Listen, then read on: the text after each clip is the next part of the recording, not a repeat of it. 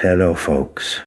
This story was sent to me by a subscriber and is intended for educational purposes only. I do not glorify substances of any kind. Like, subscribe, and let me know your experiences in the comments. Thank you for watching. 850 UGG LSD. The ceiling taught me how to apologize in Whale.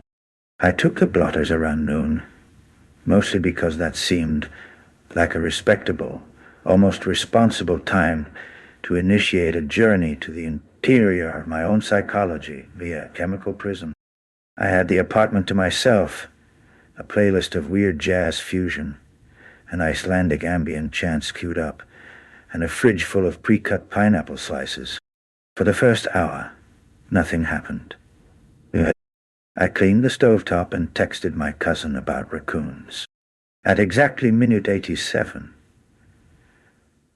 I realized my toes were arguing. Not verbally, but with distinct postures. The pinky toe was clearly losing. That's when the floor started breathing. I lay on my back and stared at the ceiling, which quickly unzipped itself to reveal a second ceiling underneath, slightly more smug and shaped like a hexagonal chessboard. I tried to sit up, but my body negotiated a different movement entirely, which ended with me face to face with the lamp. The lamp looked nervous. "You weren't supposed to see me," it said. "I am just a lamp." I apologized. The lamp appreciated my candor and told me its real name was Stephen. The walls began to pulse with color, each beat releasing the smell of old bookstores and dreams I had when I was 7. The couch whispered riddles. I ignored them. I stood up, or at least created the impression of verticality, and made my way to the kitchen, where I found that thyme had turned into syrup. Thick, slow, and slightly threatening. I checked the microwave clock. It said, egg. The fridge giggled. That's when the whales came in. First, I heard them. Low, resonant, emotionally intelligent sounds that vibrated through my skeleton. Then the walls folded away, and I was in a vast underwater cathedral, lit by bioluminescent jellyfish holding tiny candelabras. A whale the size of a parking garage floated toward me, wearing a monocle and a sash that read, Vice-Chancellor of Regret. He bowed slightly and said, "You've been summoned to the Tribunal of Apologies." I nodded solemnly. Because what else do you do in that situation? I was handed a shell by a sea otter who looked suspiciously like my 4th grade teacher. The shell played flashbacks. Moments from my life I'd completely forgotten. Times I interrupted people. Read about liking quinoa. Laughed when someone tripped on an escalator.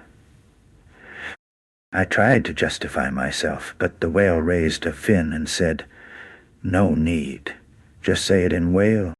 I didn't know whale, so he taught me. It took 6 minutes and 17 existential shudders.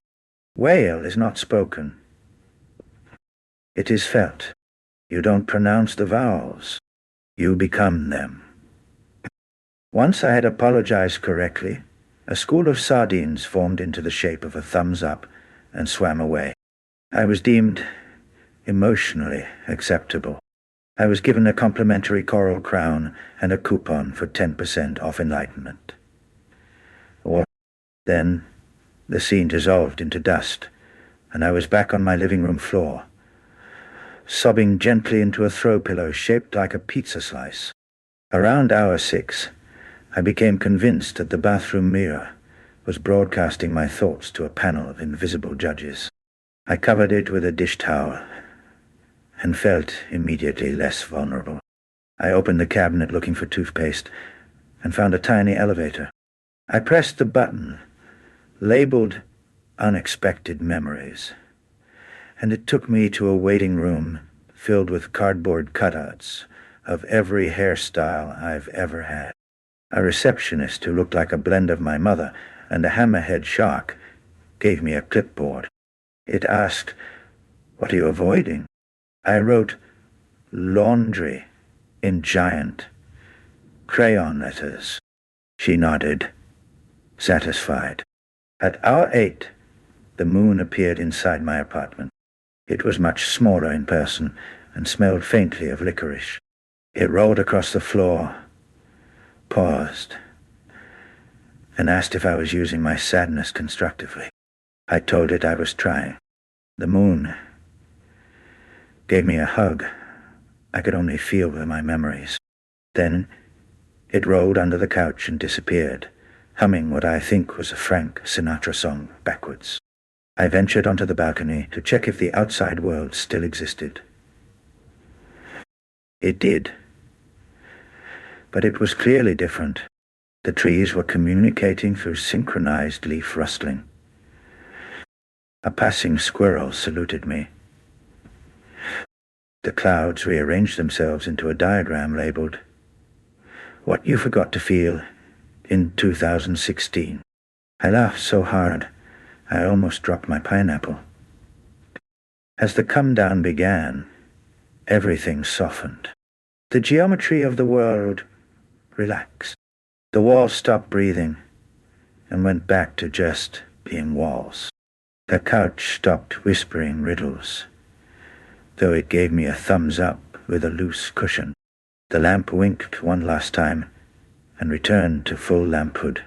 My body felt like a souvenir shop from a strange vacation I couldn't quite describe. My thoughts were smooth, wide, calm rivers. I was okay. I spent the rest of the evening writing thank you notes to inanimate objects. I thanked the doorknob for never judging me. I thanked the rug for being patient. I thanked the pineapple for being itself.